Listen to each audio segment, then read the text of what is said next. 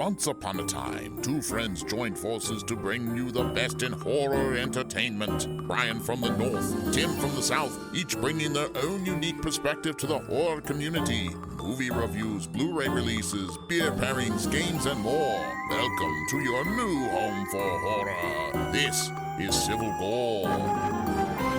Hey there, everybody. Welcome to the Civil Gore Podcast. I'm your host, Tim. And this is Brian. And this is our second little mini slaycation. I mean, you've heard of the mini-sodes before, but now this is our second mini slaycation. You've already heard our first one we did, which was Unfriended. What now feels like a couple of weeks ago. I don't know. We're in like this weird time warp because of our 300th episode. So we're like kind of like Kim and Ket, what they did, where they just release things around each other. But yeah, we're doing a lot of time shifting here. Yeah, it's very odd, Summer. But we want to do it purposely so we actually can finish on time for once. So just in case, so you don't remember what we did is, so we actually had our plan was to do the Rec series, but unfortunately it was not available for streaming really anywhere, and you couldn't even buy it. And then we realized, I think, it just would made it too difficult in the short period of time. So we came up with the idea. We're like, you know what we could do is we could just do two little mini found footage franchises in there and do a weekend. So you're basically getting 5 franchises. Yeah. Somewhere. So we're giving you a bonus franchise in there, but they're just 2 small ones. And yes, I know the one we're doing today, which is Creep. Third one is Rumor, but I've seen things crumble before. I mean, it's not even gone in. I think it's only in pre-production at this point. And I think it was going to be a series. It wasn't going to be a movie. It was going to be okay, yeah. show. So we're not sure where this is going to be, but we figured either way. Right now, there's Creep 1 and 2 out there, and so we don't know when the third one's coming out, if at all. So we figured that one would work. So so we're going to talk about Creep 1 and 2 today, and then obviously the rankings are going to be very short.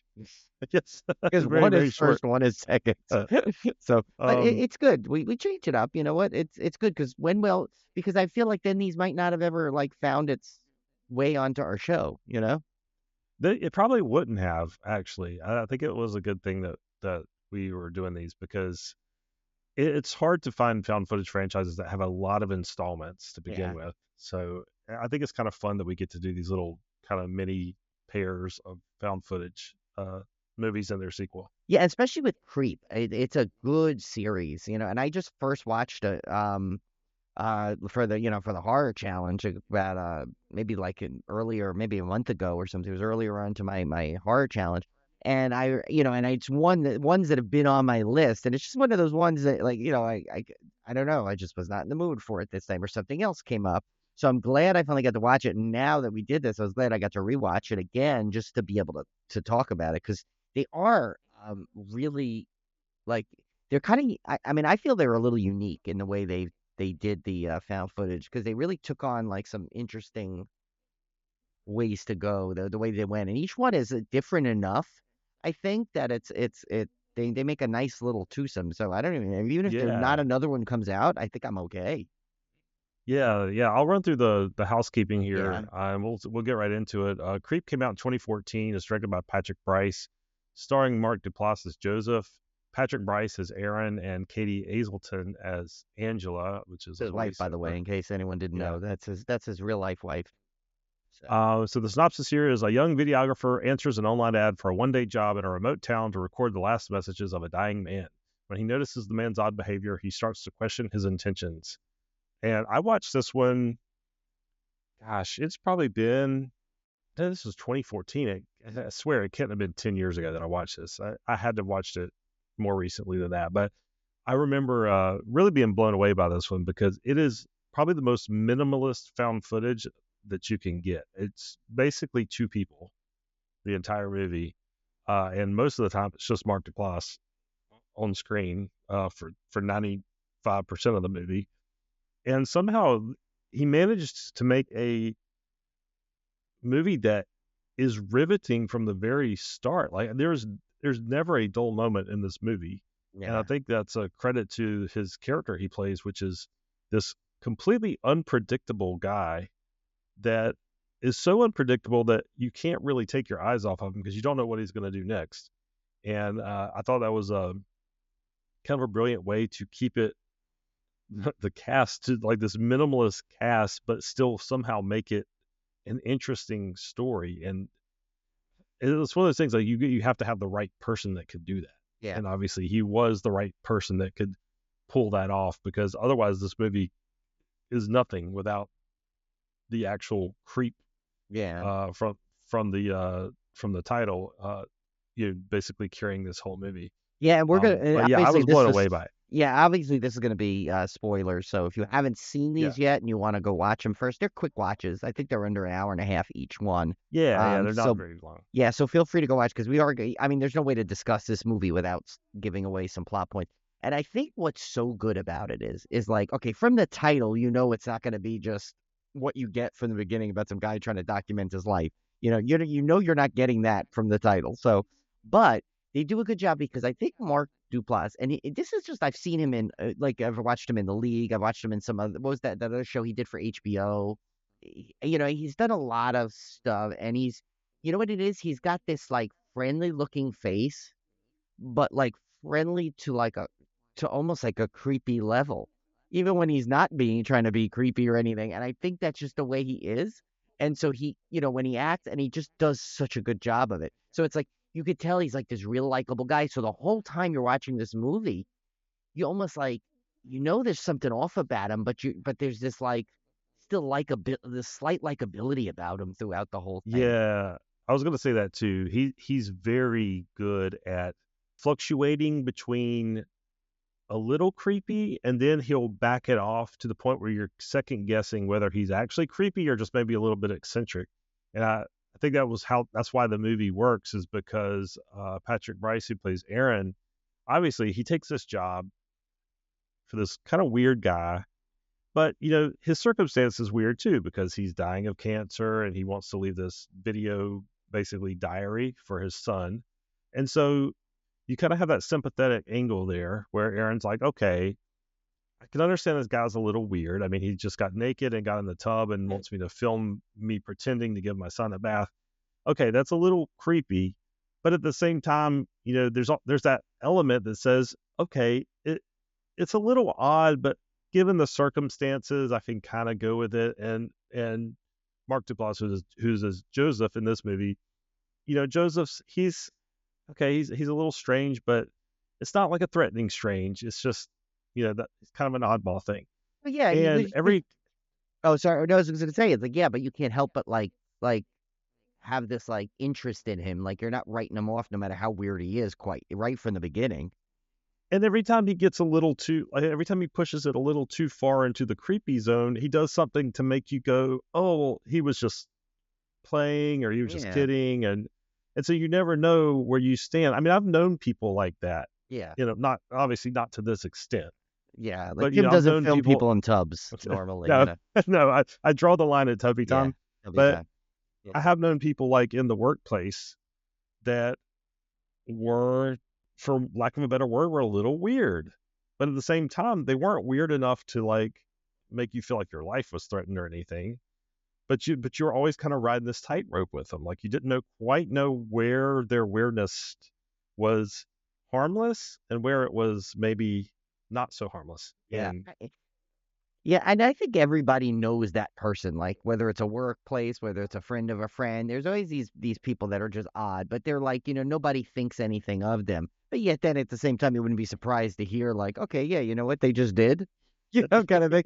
But the thing is, it's funny because like there's this like you feel this in like you kind of feel like, well, what did I do? Like, what would you do if you found out literally, you were having this child and you found out, you had this terminal disease and you weren't going to be able to share all the things that you wanted to share. So you know what? It's like he even says it. He quotes that movie My Life, which with Michael Keaton, which I remember seeing, and I remember that was such a good movie, and he had so you kind of like you kind of get it. You're like, oh, okay, you know what? Yeah, he's a little weird, but he must be going through a million different things.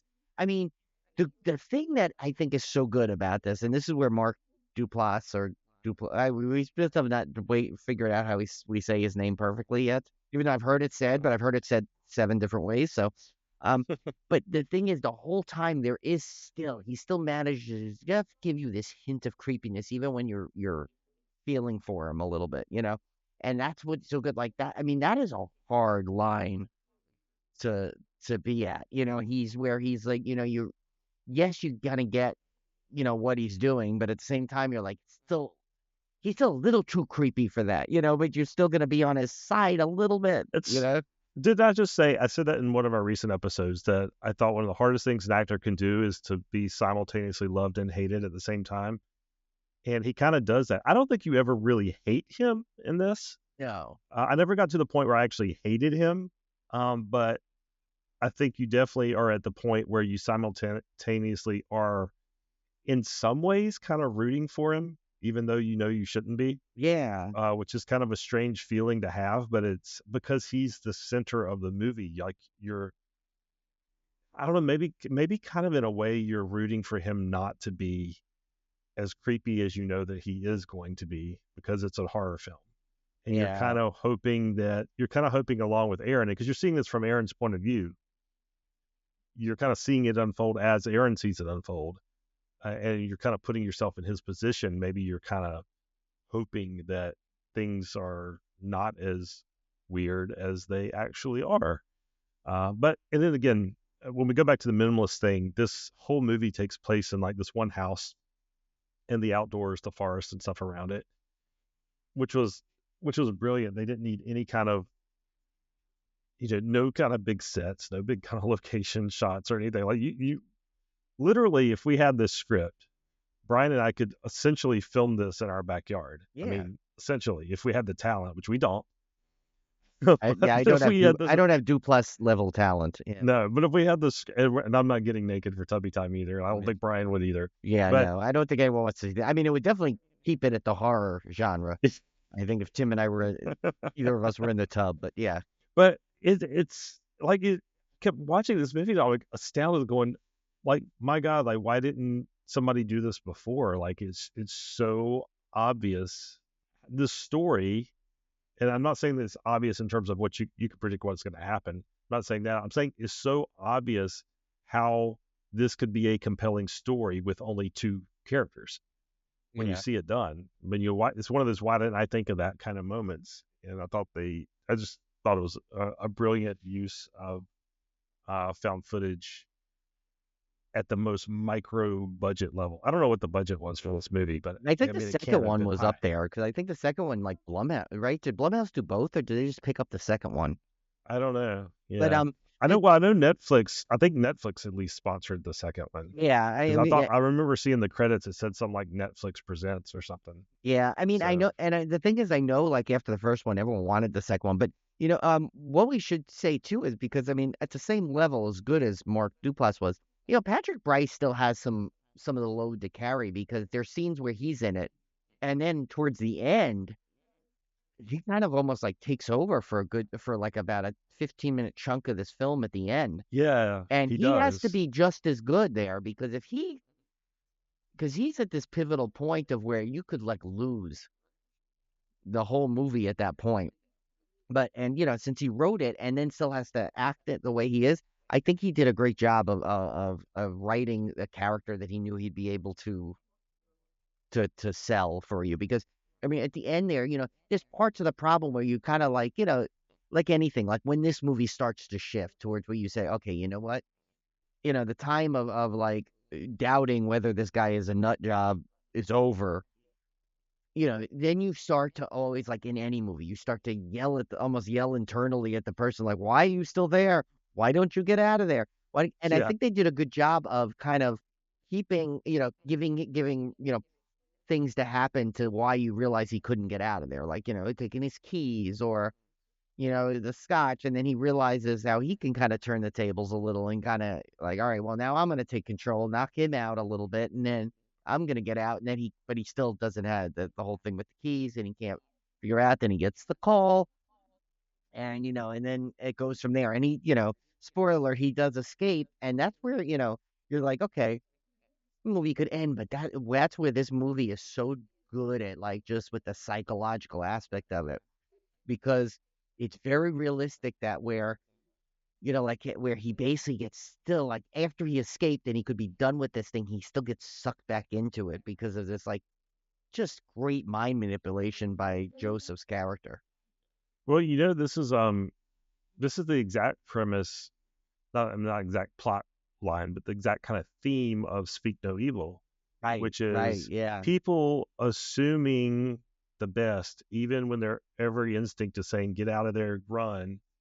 But there's, I think most people have a genuine need to feel that other people are kind and not crazy and are not going to kill me. And they assume the best of people.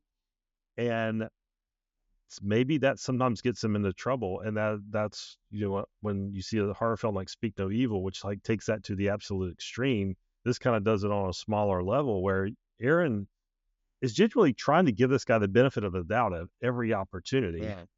Even when things seem a little off, he's really, really trying to give him the benefit of the doubt. And ultimately, it doesn't pay off for him. No. It's a cautionary tale. Yeah, and what's crazy is like you get these and this is where Patrick Bryce really like I think like does a great job in this, where he basically you see him like he's starting to lose it even after he's out of it, that like the trauma of it is still there a little bit, to the point where it starts giving him nightmares every night, that he's like having these weird nightmares, that this guy is still like somehow this guy so gotten so much into his head that he can't shake him even like from there, to the point where it lets him in, and like where honestly, if you look at it, even the way creepier stuff kind of happens after he's escaped, because it's all in the mind, like it's all mental, because when you're in a situation, you can kind of figure out, okay, you know what? People sometimes will make a bad decision because when you're in the moment and you don't know how to get out of it, and the best thing to do is diffuse the situation and not make such a big thing until you really know when you have to get that flight or fight kind of thing. So you're just gonna play along and just kind of observe and kind of take in stuff, so you know when you can make that move. Because sometimes if you make a move too fast, then this guy could just go crazy, take out a gun, shoot you. You don't know. He doesn't know. Yeah, you don't But know. now he's like out of this thing, and the little bits and the dreams he's having, and then the packages he's getting, and all the weird things. You're like, dude, you're away. Stay away. Don't you had that? But yet he gets him. He somehow manipulates him to goes to the to which that scene, the last scene, actually is like it shows up on a lot of like lists of like creepiest scene in a horror movie or most shocking ending to a horror movie. Oh, I know. I know when It's in I so first many saw top it. 10 lists for that. Yeah, when I first saw it, I was completely blown away by it. It's such a simple scene. We're talking, of course, this we told you there'd be spoilers, but Yeah. we're talking the scene when Aaron's on. He agrees to meet Joseph at this park, public place, out in the middle of by the lake, and he's sitting there on the bench waiting for Joseph to come up. And of course, Joseph comes up, puts on the peach fuzz mask, which we haven't talked about yet. I know we haven't done Peach the fuzz, Peach Fudge song yet. and pulls out an axe and like axes Aaron in the head, and it looks real. I mean, Yeah. I don't know how they filmed this. I'd love to know how they filmed this, but it looks like an axe is, and it's not up close. It's very far away, so there's no like blood or anything. Yeah. But just like it feels like it takes a solid chunk into his head. Yeah. It really does. I'd love to see how they did it. Yeah. But Got to be I don't behind know, the scenes somewhere. Yeah. I mean, I'm sure it's like a rubber axe or something, Yeah. but like the way they did it was like so perfect. It It looked was like it really well sucked right done. into his head. It And was very well done. what's so brilliant about that scene is literally it's the whatever ambient audio is going on there. So there's no music build up. It's silent except for like birds chirping a little bit. I guess the lake Hmm. you hear rustling, maybe a little bit of sound effect, whatever's going on in the back. And I think that's what makes it creepy, because like you're like it's such a serene setting, and he just easily walks up to him, and you could see how someone could maybe get mesmerized and just like not realize someone's up behind him. I mean, granted, they set up that his instincts are not perfect, obviously, and that he's Yeah. so he's not like doesn't have the best like sense around him, I guess. But still, it's like you Best figure like judgment this either. guy's literally standing behind him with an axe. First he puts on this mask, and then he said this, and it's like it's so unnerving, because you're like, oh my god, how does he not hear him? How did that?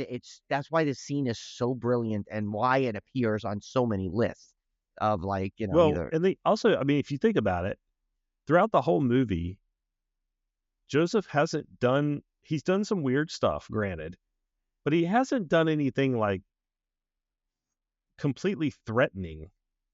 He's jumped out and done jump scares. He's done Oh, the yeah, he weird would have things with the, driven you crazy. You would have yeah, been yeah, fine I would because have, you'd have been like, yeah, listen, the I'm jump not talking scares, to I'd this have been guy like, ever no. again. Yeah. I mean, he's done the Peach Fuzz thing. He's done the Tubby Time. He's done weird Yeah. stuff. And he's obviously tried to keep Aaron at his property, which Right. is weird in and of itself. But he's not done anything like super, super 100% threatening. So I think it makes that final scene, you as the viewer know something's got to happen. We've gone this entire movie. The movie's almost over. Something's going to happen here. And I think the dread of not knowing what's going to happen and just seeing that scene is part of what makes it so effective, is because you as the viewer are just sitting there like on pins and needles, not knowing what's going to happen. It reminds me of the finale of The Sopranos, Oh yeah, where it's which like nothing was really. which was one of the most tense scenes. I know a Yeah. lot of people hate that ending. I get it. But for me, I remember when I was watching that, my heart was beating out of my chest because I was so unnerved about what was going to happen. Like I was so tense and everything. And that's kind of the first time I saw it. The second Yeah. time, obviously, I knew. Yeah. But the first time I saw it, I kind of had that same like panic feeling. Like, what is Joseph going to do? Like, obviously, it's got to be something big. And it ends up being very big. Wait, you know what? Uh, One of the best things they do, I think, and why this scene works so well. What is the one thing? And everyone always says this, like, and you and I have mentioned it before. Most found footages have this formula where it's a slow burn, builds up, and at the last sequences, all hell breaks loose. Here, mhm. it almost is the opposite. It's like you're getting all the craziness throughout and then it goes and winds down to the serene, quiet nothing, and then boom, you're hit with this axe scene, and it's like, but it's like done in a way where it's not like, it's more like you're not like you're like your tension is brought up in a different way than it usually does in a traditional found footage like formula. And I think that's why it's so cool and why it works so well, because it really just flips everything around.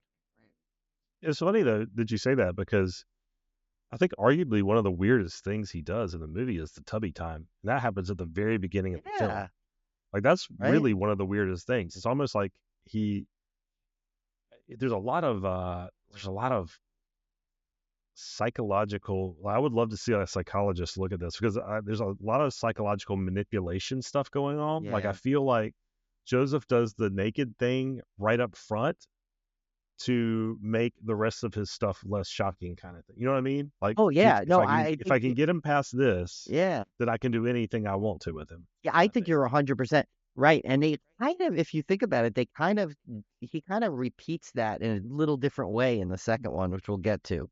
Yeah, Because it's like, yeah, you figure you're right. Like the more like if you're gonna like want to fool someone, you go over the top in the beginning and then like something so crazy, and then that's all it is, and you realize, oh, okay.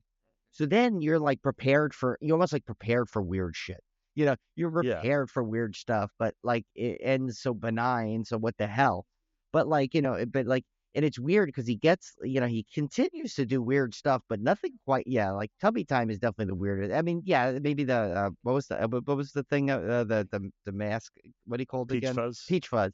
Yeah, I Yeah, was like, and I'm like, with the whole peach fuzz thing, like that's bizarre, and it's another level. But after Tubby Time, you're like, it's almost expected, even though it's still yeah. bizarre. So it's like, yeah, I see. I think you're 100% right on that. I will. I should talk to my someone I know that's a psychologist and have them watch this and say, could you do me a favor? Tim and I have to Yeah, know something. I want to see some analysis of Yeah. this. But yeah, it's when I watched it back. I mean, I knew it was a good movie because I watched it. I probably watched this. Probably was my third time watching it, and so I already knew it was good. But just watching it back for the podcast, I just was again reminded of how brilliantly crafted it is. I mean, the pacing's perfect, the acting's perfect, the writing's perfect. Like everything about this is like so compact and efficient. It's the best word I can use to describe it. So Yeah. efficient and what it does. It's just a perfect example, and it shows up on a lot of best found footage list. I mean, Yeah. it does for a good reason. because it does what it does so very well. And there's a lot of people that go out there and try to make found footage because they're cheap, and you can do them on a micro budget like this, and you can do them with a limited number of actors like this, but few of them ever do it this well, Yeah. I would say. Honestly, Um, I can maybe think of a two or three that come close. So, yeah, but yeah, so yeah, let's get on to the second one, because this is one that, like, a movie that, didn't. If you look at it, it's pretty perfect the way it is. Doesn't need a sequel, but yet they managed to find a way to make still a compelling story for a sequel to this one. yeah. Creep 2 came out 3 years later, in 2017. It was again directed by Patrick Bryce. Mark Duplass returns this time as Aaron, which you may recognize from the Yeah, first movie. He took the name of the quote unquote guy from the favorite. first film, Yeah, and you could tell. I mean, and as we will find out in this movie, this is a very common thing because we learn a lot more about Mark Duplass's yeah. character in this movie. We have Karen Sony as Dave. Diary It's Desiree. Akavan. Sorry, I made a typo. It's Oh, Desiree. sorry. Yeah, Yeah, that was a typo. Desiree Akavan as Sarah. Kyle Field as Wade. Kaveh Zahidi as Randy. Jeff Mann as Alex, and Patrick Bryce as Old Aaron. So obviously you can see this is a bigger cast in this one, and the story is expanded quite a bit. I was very curious because, well, let me read the synopsis real quick. A video artist looking for work drives to a remote house in the forest to meet a man claiming to be a serial killer. But after agreeing to spend the day with him, she soon realizes that she made a deadly mistake. I saw Creep 2 when it came out in 2017, but I didn't remember. Honestly, did not remember much about it when I was going to rewatch it for this. I remembered the first one very clearly because I'd already watched it twice. This one I had watched once, and I just completely kind of forgot the whole plot line, and it was almost like watching it for the first time again. But it's so well done in that they did not just try to repeat the first movie, which they could have done, and it probably would have still been really entertaining. But instead, they kind of made it this whole, I wouldn't say it's meta, but they subverted expectations, and that in this one, Mark Duplass is not trying to hide the fact that he's yeah, creepy. He basically tells this girl right up front, I'm a serial killer. I want you to document what I've done. yeah. And it's a bold premise, but it really works because you're so invested in this character from the first movie Right. that you're already like completely on board. And I should say also that the girl in this one, she there's an explanation for why she sticks around so long. So in the Yeah, first movie, the reason Aaron kind of stuck around so long is because I think he had a good heart and he kind of assumed the best of people, and he was kind of maybe a little naive. Maybe didn't have the best judgment, but he was doing the best he could. In this one, they don't try to repeat the same personality trait yeah. to make Oh, you yeah, no, it's a believe that, much different because videographers. Yeah, because I mean, obviously most people, if they found out they're filming a serial killer, would be like, nope, I'm getting the hell out of here. yeah, Like, it's hard to justify that. But in this case, she is like she's like I'm gonna say YouTuber. It's not YouTube yeah, in this, but a video artist. But she is compelled to seek out strange stories. So to her, this is a challenge. This is her big break because this is like the absolute strangest thing she could probably film. And they do a great job, I thought, of the setup of showing the kind of people that she would interact with that were very strange, very yeah, weird people. And she was comfortable with that. So you already know going in that she's going to be okay with his behavior. And she also, I think, has this really stubborn streak where she does not like quote unquote weird people getting to her. And yeah, so she really fights back against that. When and even Mark Duplass is surprised, as we find out, he can't shock her basically, yeah. and she's very careful to never let him see that she's afraid or nervous or anything throughout the film. I don't know which. I thought her character was just brilliant. Like Yeah, it was such a neat character. yeah, and what I liked about this one, and they do it, they do it kind of subtly a little bit, like with her first time you see her. It's funny, and then you find out when she gets to Joseph slash Aaron's, when they come together finally, that they both are having this like kind of like life crisis. And I think that's what's really what I liked about this one was so cool. So she's disillusioned. She's like, you find this thing where she's like, I'm just a failure. I can't do this anymore. And then she comes back the next morning. She goes, okay, you know what? I've had my coffee. I can do this. I know I'm going to do this. I need to prove it to myself. And then when she finds him, he's at this thing where he lost almost like he's kind of feels like he's a little bit lost in his whole persona, and he doesn't get the thrill of killing anymore. And through each other, it's like they're simultaneously helping each other in this weird way. And instead of the other way where it's very one-sided, this one is where there's just like codependency going on, where they're both Mm-hmm. kind of like a little messed up in the head, different ways and different degrees, but still Right. they're both kind of need each other at the beginning. Like I think one of the most like we were talking about the tubby time and shot like in this scene like he flat out says he goes okay you know what men and women have this thing with nudity and they want to know what they want to see each other, so he just strips and then she goes okay it's my turn, and like she like doubles down on it, and it's like it's really pushing him a little bit. So inadvertently, like throughout this movie, she basically pushes him back to kind of where he was, and like Right, she because he has to keep escalating just to get through to her because yeah she's not letting anything face her, and all of a sudden now he's got a challenge again. yeah And and so you're yeah, right. and it's great, and she even like doubles back at him, like he was doing the jump scares, and she gets him a couple times with the jump scares. So it's like somehow it's so weird how it's like I mean, they both like totally need each other, and they're both pushing each other until they realize to the point of where they got what they wanted, and then they realize they both kind of want different. They obviously want different things at the end. Like she does not want to get killed, and Yes. he wants to kill them both, as like this thing because they, it's like he finally finds someone that was like that kind of affects him as much as Aaron did in the first movie. And and it's like obviously find out like you get his backstory on how he became like kind of like a killer, almost like a Dexter moment kind of thing. You find out what kind of why he became this serial Which killer.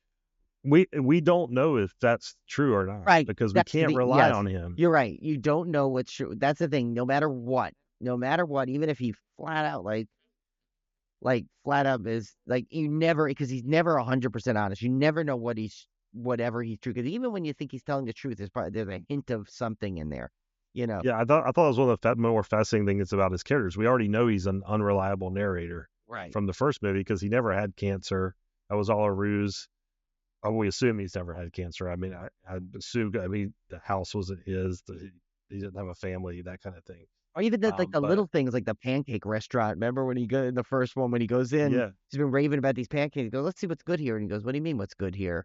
He goes, "You said you ate here all the time, and then you said pancake. Oh, yeah." He goes, "Pancakes are the thing." But they changed the menu. It's like he's so good at like he's in such another reality at all times that it's but yet at the same time, like still trying to get grounded in that fake reality he's got or whatever that reality is. That's why his character is so fascinating. I think why they could probably make a couple of more of these and still be okay because you could never ever get his true story.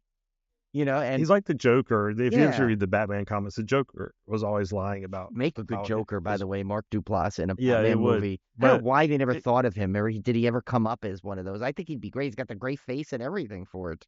yeah, But yeah, The Joker's the same way. He was always, especially in the Dark Knight. Was it the second one, the Dark Knight Rises? yeah, Was it Rises? yeah, Where the Joker was, or Heath Ledger's Joker was always making up a different origin story every time you talk to him. But that's kind of what he reminded me of. And then yeah, if you think about it, he claims to have killed 39 people. yeah, If he actually has done this 39 times, you can imagine A, why he'd be getting bored of it, yeah. and B, you would also imagine why he can't keep his lies straight because he's probably told 39 different versions of the pancake restaurant story. I Yeah. mean, it's I love thinking about his character like beyond the movies. Like, what is this guy's real I deal? know, and you wonder, like, okay, does he go to like where is he yes, that park was kind of empty, but like when have you seen like that time of day a completely empty park? Like was someone not watching it, or did he just do it in a way that was so like he just knew the perfect time to be there? And the pancake thing, like if he does show up at that restaurant every time with a different person, Yeah, wouldn't some a waitress recognize him by that point or something and say, hey, hey, you've been here before. What do you mean you don't know what you yeah. want? Kind of thing. There's so it's many questions I have. yeah, like you have so many things, and like the sister, like what happens to her after the first one? Do you think, like in my head, like does he go and kill his sister because she basically almost cost him the Aaron kill, so to speak, because she Yeah, basically told him, and like like why didn't she just report him at that point? She had to have known something's wrong. She had to have seen like these stories. These people must turn up dead and on the news. So what happened to her? Like, where's her character in all this side story? and you also think like, what happened to the footage that Aaron shot in the first movie? Remember, Like, it's in did that Mark cabinet. Duplass? He's got that cabinet, but yeah, but like where, like in this, like someone has got to like, like he had to expect like that to all be covered. But I guess in the second one, in his mind, he's going to kill himself at the end. But remember, he even said, "Oh, I dug this grave before, but I didn't know who I was going to use it for." There's Yeah, part of him that like he expected it to be him, but like part of him hopes that maybe he'd get reinvigorated and it would be her. And then by the end of it, he wants both. It's like, and there's a scene where he tries to kill himself by hanging himself. Do yeah. you think he really was trying to hang himself, or did he think that, or he knew that she would try to save him? Remember, she reveals that harness. He said, "Don't worry, I have the harness." But then again, you don't know if he's lying on that either. Like, remember, he goes, "Oh, I had this harness. So, like, even when I jumped, there was a black fishing wire, and I wouldn't have really hung myself. I would have caught Yeah, me." but yeah, but can you? But can you Yeah, trust him on again, like, can you anything? trust that? I Could don't he have know. just, yeah, he might have said, "Okay, if she freaks out, I'm going to use this one, this excuse," kind of thing. That's the thing. What's so good about it is like he's such a good manipulator. But he indeed meets his match uh, Sarah in this. Because Yeah, that he's got like she's good. She's gonna only fall for and she does. Spoiler alert: she does get rattled a little at the end. She does get rattled. She does get upset. And there's this weird thing where she actually, I think there's a part of her that starts to care for him, like legit care for him in there. Um, and I well, think, she's been a some. You saw where that was established very early on yeah, in the intro when they're showing clips of her with other strange people she's met up with, and she's always been very motherly yeah, in those clips. If you notice, like there's one where she's like talking to this elderly guy, and then there's another where she's like, I don't know, she's like rubbing that guy's head or whatever. Like, mm, so it was established very early on that she's very protective of her quote unquote weirdos, yeah, and she's very motherly of them. So it was not a surprise to me at all that she starts feeling this way towards Mark Duplass's character. yeah. That seemed very well established. Again, it just goes to show how good the writing was. I Yeah, mean, no, none of it this stuff seems really is. illogical. Yeah, it's really written well to the point of where you can't really like criticize much in that movie because I feel like they constantly cover all the bases with even with little like blinks of scenes, little things here and there. And yeah, and so this one, obviously this one will, end. She escapes, kind of thing. But of course, like, the end, there's the sequence that she's being followed him, almost like kind of like you would, like part of. And what's brilliant is it ended like that. It didn't give you the ending like it gave you the first one, because once again, they go so out of the way to make sure it's just not a carbon copy of the first one. And I think that is way more challenging to do than I think people that he probably got credit for, because it could have done it so easily, just kind of like different person. Okay, we'll up her a little bit like that, but no, they literally changed the entire game of this movie, but yet still keep the Yeah, formula that was magic for the first one, which is hard to keep the same formula without telling the exact same story. You know?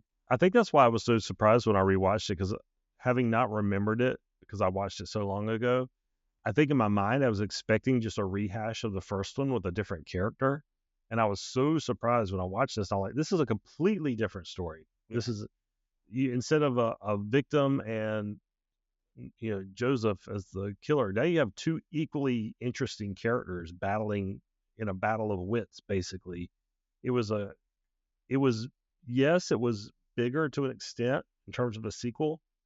It was a little weirder, but at the same time, it was almost like having two quote unquote creeps on the screen at one time. Yeah. Not that Sarah was creepy, but her motivations and stuff were just as compelling as his were in a different, like you said, in a different way. Not in a hostile way, but in a maybe a almost too caring of a way. So I don't know. I thought the whole thing was just really brilliantly done, and then the way they differentiated it from the first movie was brilliantly done. I think that's why this makes such a great double feature. Like these two movies go together as an original and a sequel better than some actual other, more than many other originals and sequels go together. Like Yeah. this one is a nice continuation and expansion of a character from the first one. It's not like most sequels where we're going to throw more effects in, we're going to throw more monsters in, we're going to throw more of this and that in. There's a lot of thought put into how to make this one expand the story from the first one. Yeah. I just thought it was great. Yeah, and I think both movies help each other, where it's not like, well, the sequel explains the first one, but the first one kind of sets up the second one. So it's like it really does a good job. Like I think it's like just like it just like the theme of the second one, where they kind of both need each other. I think both movies kind of like fit, like you said, they fit together well. They both complement each other. They're movies I would say if you're a fan of the first one, you have to watch the second Yeah. one. I can't imagine anybody would watch the second one before watching the first one, No. but again, I think it would probably still work. I mean, these movies just complement each other so well that I think it was a great pick for this episode because unlike a lot of franchises, these work as one continuous story in a way. Yeah. I don't think you could put them like together in a movie. It wouldn't be sick. It wouldn't make sense because you have to have that separation Yeah. between the Yeah. two. But man, do they complement each other? It's Yeah. really really well done. And yeah, and to no surprise, I think our rankings are they were identical for this, but it makes sense why. I mean, not because it's funny, not that because honestly, both movies were so high up there. I think, but like the way we did it, we both did. I mean, it's kind of spoiler. It's easy. We both did one. The original Creep is ranked number one, and the Creep number two is just behind it. I mean, because I think you just have to do it that way, even though they're both like near perfection of filmmaking on both of them.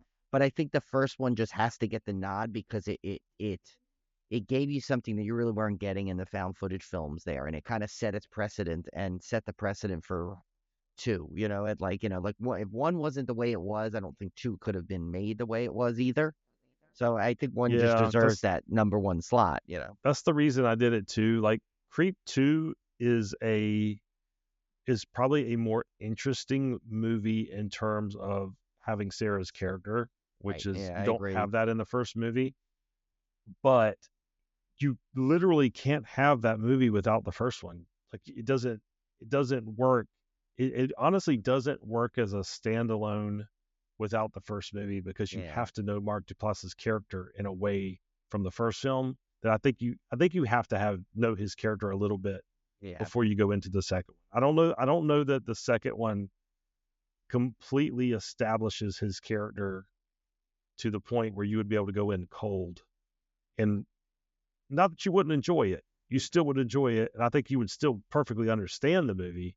I'm not saying that. I'm just saying you wouldn't appreciate it on the same level. Yeah, you would miss a lot of like references, and I mean just the name alone, it's Yeah, like, the yeah. reveal. It's like, and then the callbacks, a little bit of callbacks there. Yeah, I think you just the first one just deserves to be the number one slot. Even though I agree with you. I think the second one definitely has the more interesting story because of that other character, because he's kind of I mean, for lack of a better word, it's not that he met his match. He just met someone that it's not someone that he just be able to prey on his. I think she's can't be preyed upon, and it's not Yeah, that it's a I challenge for him. I yeah, mean, because you imagine probably the other 39 victims he had were very much like Aaron from the first yeah, movie. They were, good-natured people that were not stupid people, but they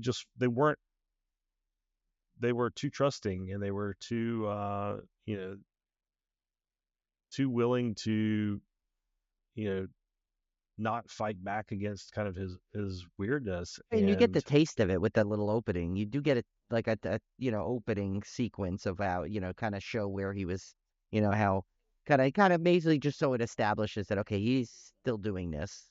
yeah, yeah, He's not there is an reformed opening or shot where anything. Yeah, no, he's done it to other people and he's kind of going through the same motion, but again, it's also showing that he's doing the same thing over and over too, yeah.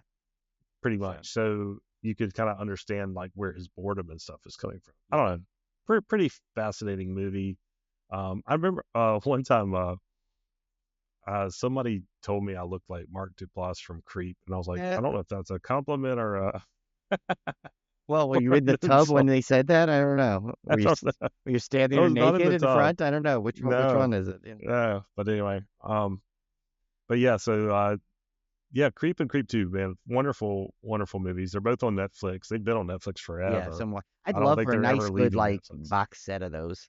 Like with like a Yeah, lot of behind the scenes stuff, some I'd love to see commentary. some behind the scenes. Yeah, I would love to see some commentary and how they did all this. But yeah, like we said, we knew this was going to be a shorter episode. This is a shorter series, but we will be back next week with our next installment. It's our final Slaycation. This is a big Our one, final Slaycation. which we, This is the big one, yeah, which I guess we're not going to tell you yet. We'll yeah, tease it. Watch our socials. We'll tease it, but it'll be a big one.